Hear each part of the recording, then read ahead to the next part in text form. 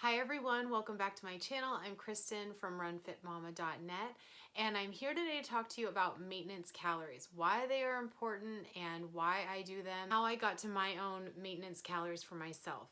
That is a very long journey and a very long story, probably for another day in terms of how long I was under eating, why I was under eating, all the reasons why you shouldn't undereat, all the reasons why you shouldn't be in a deficit forever for the rest of your life.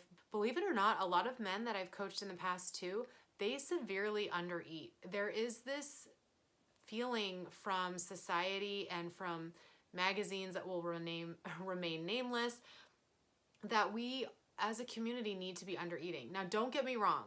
There are a lot of people that overeat and overeat of the wrong things and think that they're undereating. So that is also a thing. Starvation mode is not really a thing. It is for some people, I will be honest with you, but there are a lot of women and a lot of men that do undereat, and that's why their body is not responding. And that's because they've probably been in a deficit for so long that their body and their metabolism have not had any time to adapt to new calories and macros. So for example, for myself, I was marathon training, I was working out on top of that, doing a boot camp, and then I'd go home and run 4 or 5 miles, and I was only eating 1,400 calories, and I never saw anything change. I mean, yeah, I was in good shape, I felt good about my body, but I was also really hungry and thinking that that was like some sort of magic number for me because I wasn't gaining any weight on those numbers, and then I was also working out. So I'm like, okay, well that must be where my body sits. I had max, and I was nursing, and then I kind of went back to that 1,400 calories, and I was like, you know, this just doesn't feel the same anymore. I'm really hungry, I'm grumpy. Other signs that you're not eating enough can be you're not going to the bathroom very frequently, you have no sex drive, you're grumpy, you're foggy, you don't perform well, you're running and you feel like crap, or you're working out and you feel like crap, you're not making any gains with what it is that you're doing in the gym. So I had an experiment with myself. I've told myself I'm not going to eat less than about 1,800 calories. And believe it or not, which this does happen a lot when people switch to maintenance, I lost weight. I had way more energy, and I'm sustaining now because for my own fertility and my own sanity, I do not want to cut. I did a cut earlier this year. My body did not respond to it. Or earlier this year. Oh my God, it's 2019. Earlier in 2018. And then I decided to train for dopey and run 48 miles. So I was like, you know what? I'm not going back to 1,400 calories. It is not healthy for me mentally or physically. If this is how I look, this is how I look. I'm so sick of being so wrapped up in getting smaller and smaller and smaller. I just want to be happy with where I am for a little while. And when I'm done having babies, and when I have more time, and when my kids don't want to hang out and play with me as much as they do now, then that will be my time to, I don't know, try another cut some other time. I'm very passionate about women eating and feeling good about their current body and not feeling like they always need to change in order to feel happy. So how did I get to my own maintenance calories, and why I like to sit there is because I like to feel like a normal person. I like to fit in the foods that I really like to have. Right now, maintenance is really working. I have enough energy to lift and then possibly go run later on in the day if I feel like it. I get so many questions on how do you set your own macros and how do you figure that all out? Well, I'm here to tell you it takes time. It does help to have a coach. That's why I do love macro coaching, because it's not something that expires in 2 weeks. It's something that takes a year, honestly. If you want to do a body recomposition, if you want to change your metabolism, it does not take 30 days. It does not take 6 weeks.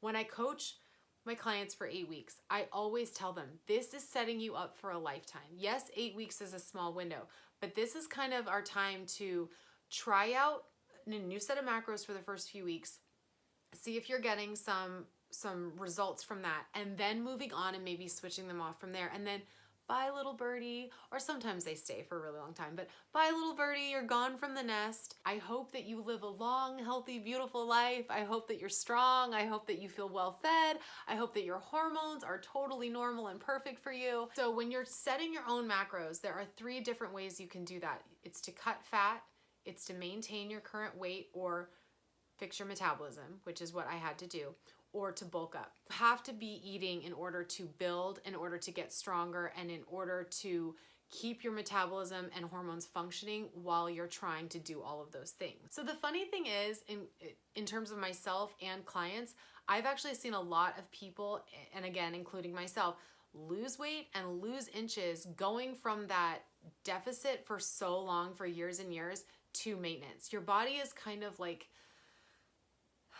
okay, I can relax now. Because dieting and working out and everything else in life is a state of stress. When your body is under a state of stress, your cortisol is lifted, your adrenal glands are running at full force, and so you need that maintenance time to let your body exhale and to kind of let it regroup. So I always tell my maintenance clients, you need to be sleeping, you need to be eating your fat, and you need to be taking those rest days as well to really let your body decompress. So when you're going to set your own macros, I want you to be very familiar with what you're currently doing. A lot of people think that they know how much they're taking in, and they think that they know how much they're putting out. A lot of times we underestimate what we're eating and we overestimate our activity. Let's say you're a runner and you're pretty used to running 5 miles. At the very, very beginning of becoming a runner and you were running 5 miles, you probably burned a lot more calories than you're burning now. Your body has this wonderful way of adapting to what you're eating and what you're doing.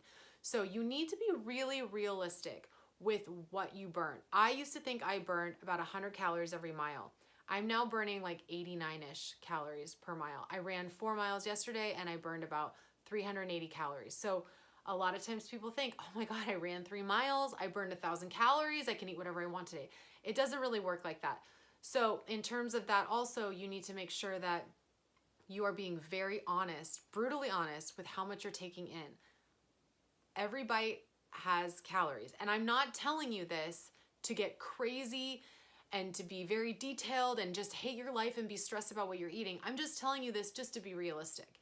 Don't think I'm walking around eating 1,200 calories when with every little bite and every little thing here and your coffee creamer and everything else, you're actually eating 16. So you can't really go from a place of not knowing. So be very honest with yourself and hey, track your brownie, track your apple, track your whatever.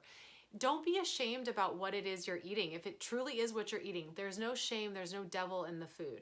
So just track what it is, be honest with yourself, and then go from there. When I've set my own macros in the past, I've used Alan Aragon's equation for my TDEE, which is my total daily energy expenditure. And I found that on several blogs of his, including his website. So that to me has been the most helpful because I just don't know my body fat off the top of my head. And a lot of these equations, you need to know your body fat percentage.